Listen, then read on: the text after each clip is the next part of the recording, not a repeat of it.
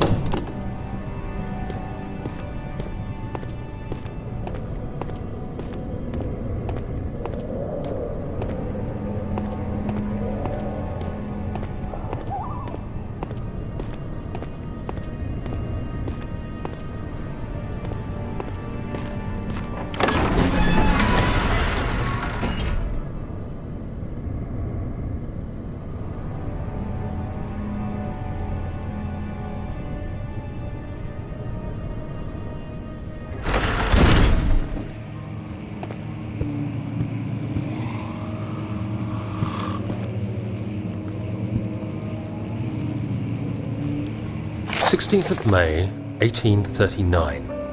The unflinching African sun has continued to plague our expedition, making it impossible to dig until dusk. How Professor Herbert managed to find the location in these vast plains of nothingness remains a mystery to me. When I asked him about the tomb again, he told me about the legend of Tin Hanan, the mother of us all. An interesting story in its own right, but I can't help feeling there's more. Later that evening, we uncovered a passage beneath the dunes leading to a sand-covered stone structure. The professor was confident it was the tomb we sought and ordered the others to clear the way late into the dark, cold night. Tomorrow, I shall lead the men into the ancient structure, hoping to reach the burial chamber. No matter what the professor is keeping from me, the dig should yield something interesting to take back to London and the British Museum.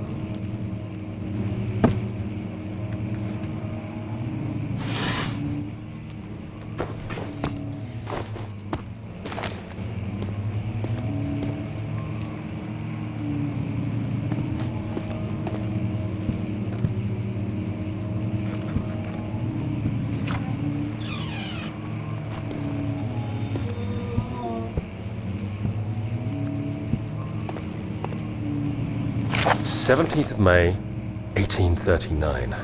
My hands tremble as I write. I feel a need to document my tribulation, for I fear that my memory will fail me if I linger. Today, I took some men and ventured into the dark, ancient passage we uncovered. Our torches burned faintly in the murky air as we slowly made our way underground. The men were superstitious and fearful. They argued loudly, and I felt their strange language getting to me. I mustered my strength and yelled at them to continue down the slopes and broken steps. The crudely carved passage confused me. It looked much older than the 4th century structure we had expected. The twisting path emerged into a great antechamber. The walls were lined with statues unlike any I'd ever seen. Despite their unearthly quality, I felt a strange familiarity toward them, which haunts me still. At the far end of the chamber, a great slab of stone sealed off whatever lay ahead. I gave the order to raise it, and as I pushed through the narrow space, the heavy stone suddenly dropped, sealing me inside. I was trapped.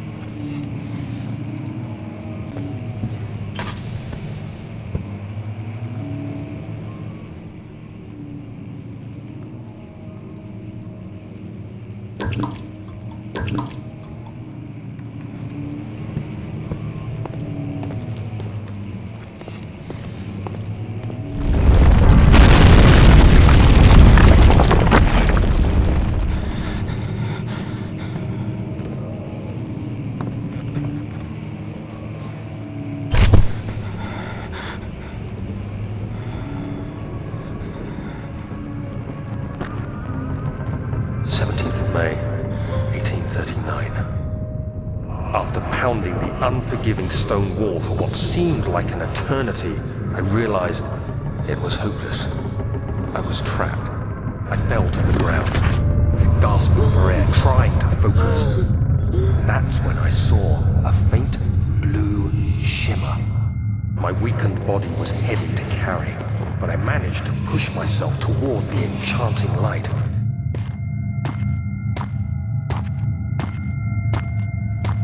It was waiting for me. Enclosed in dark nothingness, I felt myself drawn to the mystic light. I reached out, closing it in my hands.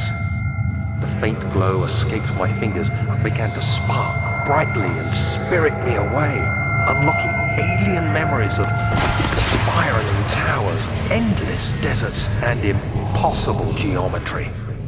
The next thing I can remember is the grating sound of stone being lifted, the voices of the Arabs pulling me to safety, and grasped firmly in my hands was the broken pieces of a most peculiar relic.